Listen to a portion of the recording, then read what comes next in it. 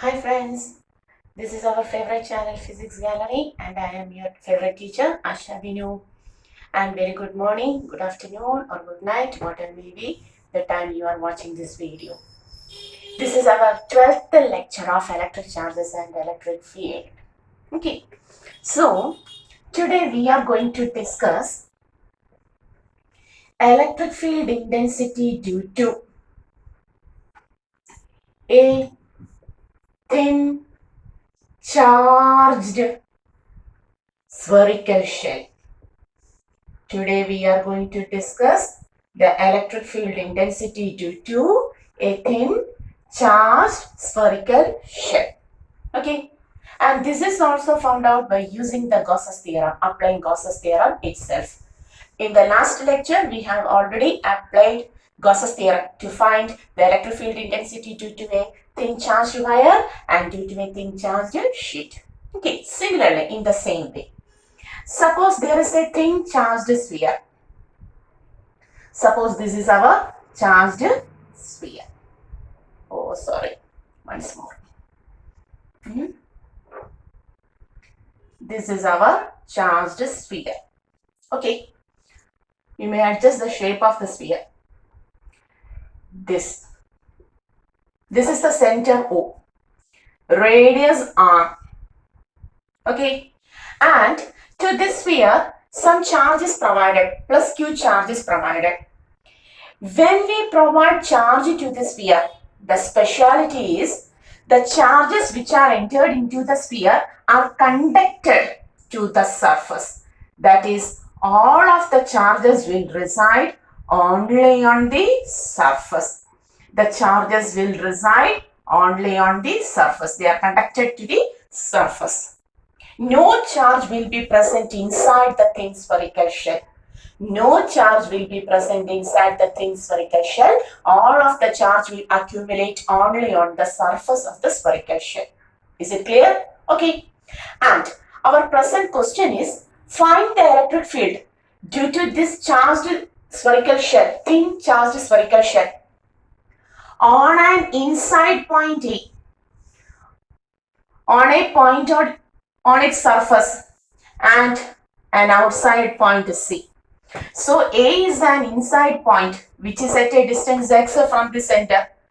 B is a point on the surface which is at a distance r, radius r from the center. And C is an outside point which is at a distance capital R. Suppose it is at a distance capital R from the center. Okay. Okay. So we have to find what is the electric field intensity provided by this thin charged spherical shell on its inside, on the surface and on the outside. And for that, we are going to apply Gauss theorem. We are going to apply Gauss theorem. And Gauss theorem states that the surface integral of E dot ds is always equal to 1 by epsilon 0 times the net charge enclosed. Is it clear? But in order to apply the Gauss theorem, we have to consider an hypothetical closed structure. Okay, you know that. So, first one, electric field on an inside point. Inside point A. Okay, we are going to take EA. We are going to take the field on the inside point EA. Okay, so applying Gauss theorem. In order to apply the Gauss theorem, at first we have to take a closed surface like this. Okay, now there is a sphere of radius x which passes through the point O. And making the closed surface, we can apply Gauss theorem. E dot ds is equal to 1 by epsilon 0 times the net charge enclosed by the surface. The net charge enclosed by the surface. E integral ds is equal to 1 by epsilon 0 times what is the net charge enclosed by this sphere of radius x. We have already said that all of the charges provided will accumulate only on the surface. No charge will reside inside. So what is the net charge enclosed now? 0. So what will be the value of field on an inside point A? The value becomes 0. Very important. That is, when a thin spherical charged shell is taken, no field resides inside. There is no electrostatic field inside, and this process is called as electrostatic shielding. It has a name also, electrostatic shielding. Okay, this process is called as electrostatic shielding. Is it clear? Okay. Now, so there is no field on an inside point. The second one is, we are going to the second one.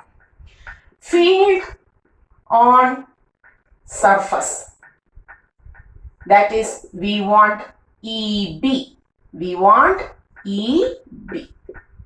Field on the surface. Applying Gauss's theorem, we have to take a hypothetical surface, but here the surface is already present. It is the thin spherical shell, because that shell passes through the point B on the surface. So we don't have to take another closed surface. So applying Gauss's theorem, E dot ds is equal to 1 by epsilon 0 times sigma q. E integral ds is equal to 1 by epsilon 0 times, what is the net charge? It is already said that the total charge provided is plus q. That whole charge is present on the surface itself. So q itself. E into, what is the surface integral of this sphere? Yes, all of us know, 4 pi r square, where r is the radius, is equal to 1 by epsilon 0 times q. And this may be written as E is equal to, cross multiplying, you may take this as 1 by 4 pi epsilon 0 q by r square. Okay, so field on the surface EB is equal to 1 by 4 pi epsilon 0 q by r square, similar to a point charge. Is it clear? This field is equivalent to the point charge, field due to a point charge. And if we rearrange this, here the charges are distributed throughout the surface. Here the charges are distributed throughout the surface. In such cases, we take a term called as the surface charge density. We take a term called as the surface charge density. So what is surface charge density, sigma? It is the charge stored per unit area. Okay, so here sigma is equal to q by 4 pi, what is the radius? R square. Or we can take q as sigma into 4 pi r square. We can take q as sigma into 4 pi r square. Substituting, we can write EB is equal to 1 by 4 pi epsilon 0. What is q? Sigma 4 pi r square by r square. Cancelling 4 pi r square, EB also becomes sigma by epsilon 0. The second equation for electric field intensity on the surface. This is rearranged as sigma in terms of sigma. So electric field on the surface will be equal to 1 by 4 pi epsilon 0 q by r square. Is it clear? Take the notes.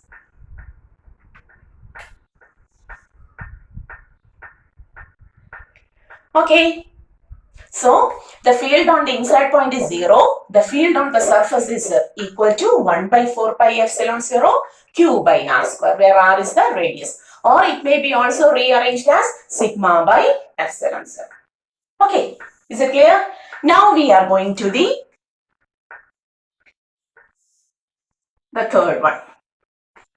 That is electric field intensity.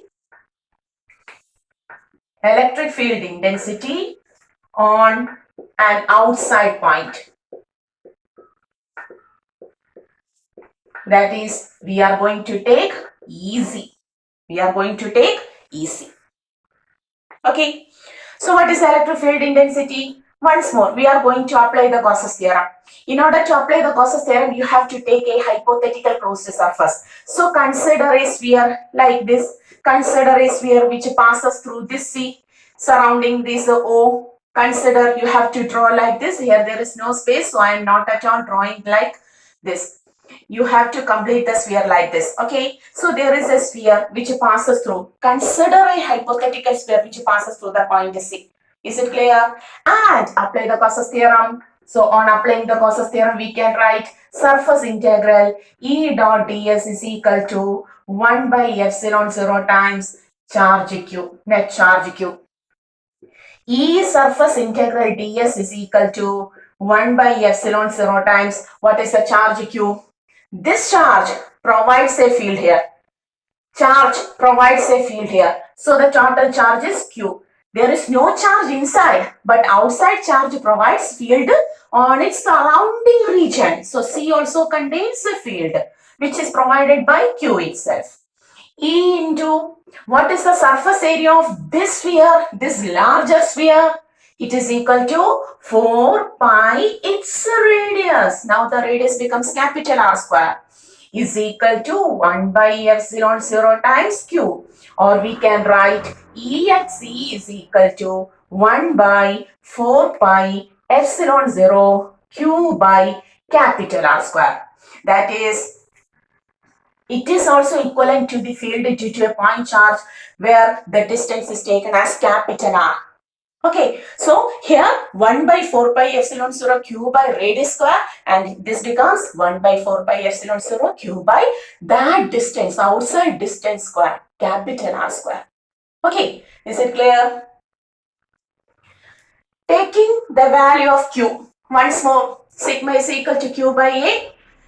The charge is residing on the surface 4 pi r square of the sphere. Q is equal to sigma into 4 pi r square. Taking the value of q from here, we may rearrange the equation as EC is equal to 1 by 4 pi epsilon 0. Q may be taken as sigma 4 pi small r square by capital R square. Cancelling the terms, the equation becomes EC equal to sigma by epsilon 0 small r square by capital R square, where sigma is the surface charge density of the sphere, epsilon 0 is the permittivity of the free space. It means that the sphere is placing at a free space or in air. R is the radius of the sphere and capital R is the outer distance. Okay, the distance at which the point is placed. So this equation may also be rearranged like this, providing the value of Q in terms of surface charge density sigma. Is it clear? So electric field intensity due to a thin charged shell. You have to find what is the field inside the shell, what is the field on the surface, and what is the field on an outside point. What is the speciality? Inside the thin charged spherical shell, there is no charge. All of the charge will reside only on the surface. They accumulate only on the surface. So when we apply the Gauss theorem, the net charge inside the inner region becomes, inside the thin spherical shell, becomes 0. So what is the electric field intensity inside? 0. And that process is called as electrostatic shielding. Okay. And the surface, yes, there is charge. So the field is present. The field may be represented in two terms, 1 by 4 pi epsilon 0 q by r square or as sigma by epsilon 0. Okay. And on the outside point also, the surface, the charges accumulated on the surface will provide field on the surrounding region also. So here also there is field. You have to consider a hypothetical surface passing through, spherical surface passing through this C. Applying Gauss theorem, there will be two equations. First one is in the terms of charge, total charge q itself, 1 by 4 pi epsilon 0 q by capital R square. And the second term, if the charge is not present, not given, only charge density is given, then the equation becomes sigma by epsilon 0 r square by radius square by capital R square, the outer distance square. Is it clear? So this is the electric field intensity due to a thin charged spherical shell. Okay, is it clear? Pause it and make a copy of it. I am going to run. So we can say there is no field inside. There is no field inside, and the process is called as electrostatic shielding. And if we plot a graph, E versus distance graph for a thin spherical shell, we know inside the sphere there is no field. From this point to this point, no field. So suppose we plot a graph like this. Electric field intensity on the y-axis, distance on the x-axis. Center O. This is the radius on right position. This is the radius on the left position. So is there any field inside? No. So no field. But the field is maximum at surface. And as the distance increases, the field decreases by capital R square. So the graph is parabola like this. So this will be the graph E versus distance for electric field intensity due to a thin spherical shell. No field inside, no graph. Okay, surface maximum, as the distance increases, the field decreases. Parabola E proportional to 1 by R square. E proportional to 1 by R square for outside point. Okay, for outside point. So this will be the graph. So we have completed all of the topic in the first chapter, electric charges and electric field. And we have to do some of the questions related to, some of the numerical problems related to this chapter. Okay. So we are going to the next question. Already we have done some of the questions and we are continuing the questions. Suppose it is given that the first question.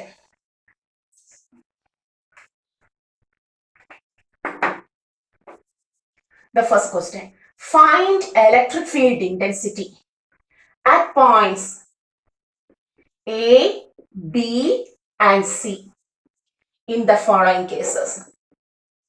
In the following case.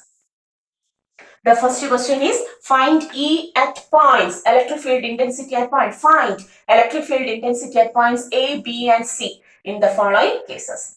The first one is question. The first one is two thin sheets are given like this. Two thin sheets are given like this.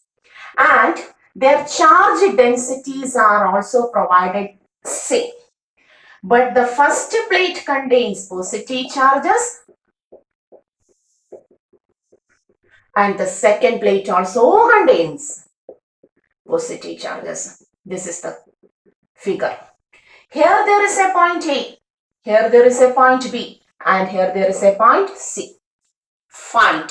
The question is given already. Find the field at points A, B and C. A, B and C. Okay, this is the question.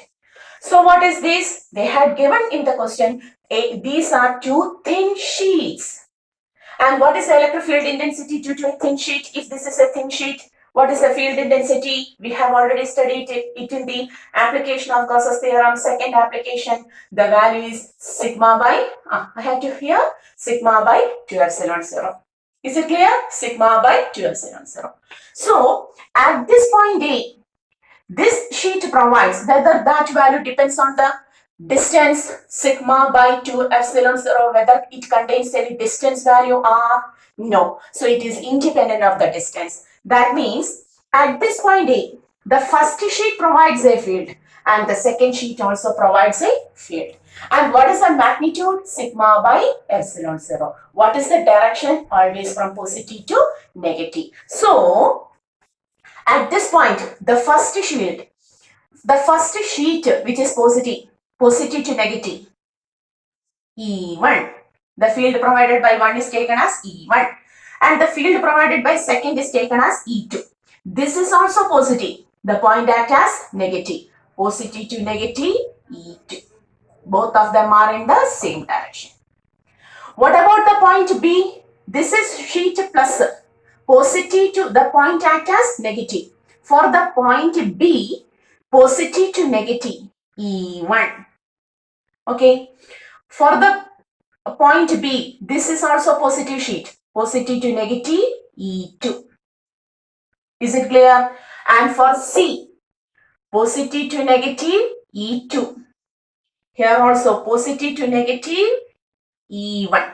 Sheet is positive, point act as negative. Sheet is positive, point act as negative. Is it clear? So what is the field at A now? Both are in the same direction, so you have to add it. Okay, so what is the value? Sigma by 2 epsilon 0 plus sigma by 2 epsilon 0, which is equal to half plus half, 1. Sigma by epsilon 0 towards which direction? Towards the left. Is it clear? Is it clear? Next, E due to E or B due to the two sheets.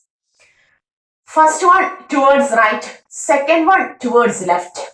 Right and left, plus and minus.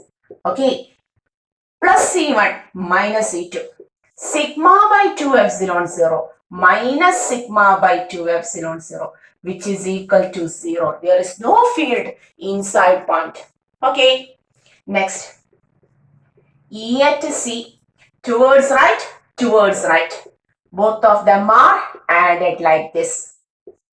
Okay, then the equation become sigma by 2 epsilon 0 plus sigma by 2 epsilon 0, which is equal to, yes, sigma by epsilon 0 towards right. Okay, okay, is it clear? So, this is the field at the point A, B and C. The same question is given like this, the second one. Sigma itself, but the first plate is positive and the second plate is negative. Okay, the second plate is negative.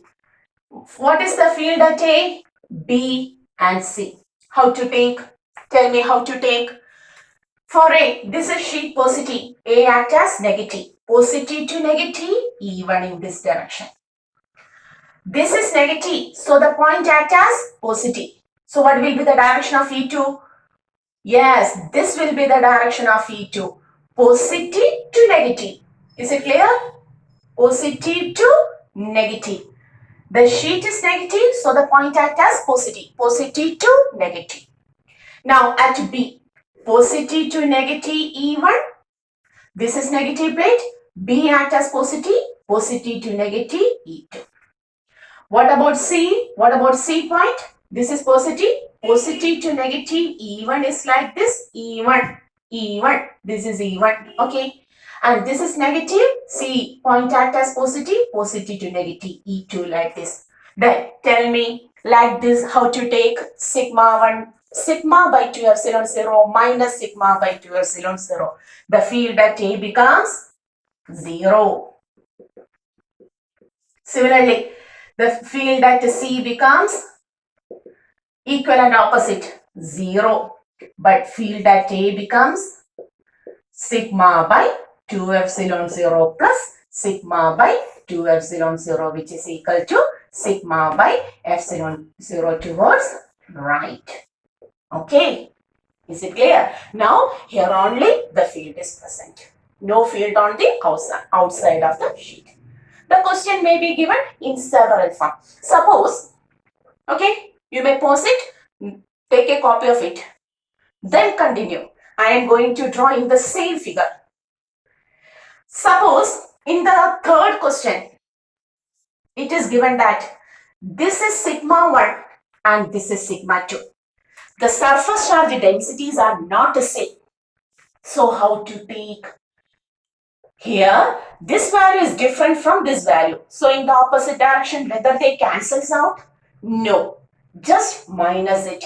Okay, that is, what about even positive to negative? Positive to negative, same direction. You have to write this as sigma 1 by 2 epsilon 0 plus sigma 2 by 2 epsilon 0 and take it towards the left.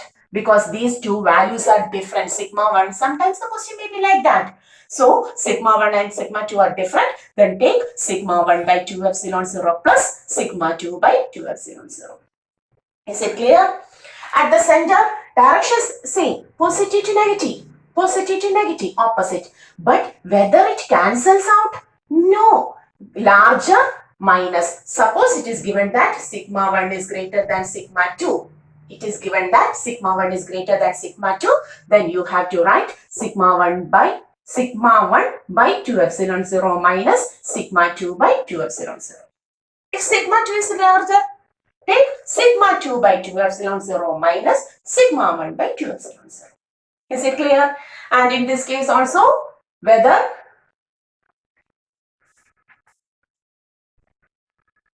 okay, E1 plus E2. Sigma 1 by 2 epsilon 0 plus sigma 2 by 2 epsilon 0. So the question will be in different form. Okay, just take sheet. A thin sheet provides the field as sigma by 2 epsilon 0. Direction of the field is always positive to negative. If the sheet is positive, point will be negative.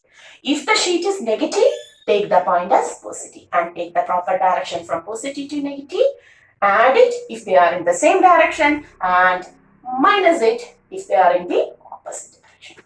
Okay, this is the first question we have to discuss. Is it clear? Pause it and take a copy of it.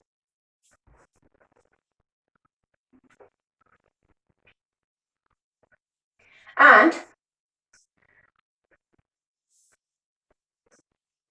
in the next question, it is given that calculate the electric field intensity required to hold a proton stationary in air. The question is like, calculate the electric field intensity required to hold a proton stationary in air. That is, there is a proton with a positive charge.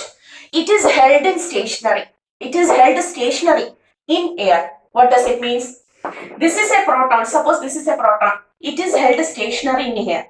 If it has to be held stationary, it has its own weight. If I put like this, it falls down. Okay, it falls down. But now, whether it falls down? No, because the weight of the proton, my pen, is balanced by the force provided by my hand.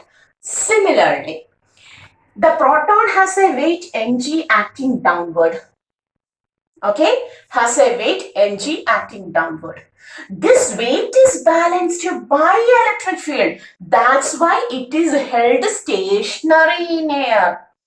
The question is, calculate electric field intensity required to hold a proton. In order to hold a proton stationary in air, its weight has to be balanced. That is, here the weight is acting vertically downward. Therefore, the force provided by electric field will be in the upward direction. And in order to hold stationary, we know the force provided by the field must cancel the weight, must balance the weight. And what is the equation for force provided by the field? E is equal to F by Q. So F is equal to EQ. We can write EQ is equal to mg, or the field required is equal to mg by Q. What is the mass of the proton? What is the mass of the proton? 1.67 into 10 raised to minus 27 kilograms. G you may take as 10. The correct value is 9.8. And Q of charge of proton is equal to 1.6 into 10 raised to minus 90 coulomb. Providing the values, E is equal to 1.67 into 10 raised to minus 27. G considering to be 10. Q 1.6 into 10 raised to minus 90. On solving, this will be somewhat 1 point, then only 0, somewhat 2. You may calculate it properly. 1.02 into minus 90, upward plus 90, plus 1, 20. 10 raised to 27 plus 20 minus 7. What is the unit? Newton per coulomb. And what will be the direction? This is only the magnitude. What is the direction now? Vertically upward. Direction is vertically upward. Is it clear? Okay. So, in order to balance this charge, its weight has to be balanced. That balancing force will be provided by the electric field. And hence, we have taken EQ must be equal to mg, and on solving, we will get the value. Okay. So today we are winding this session and we have completed the theory topic of this chapter. Once more we will come with some more numericals related to this chapter. Till then, goodbye. Study well. This is your physics gallery and I am your Asha. Okay, see you.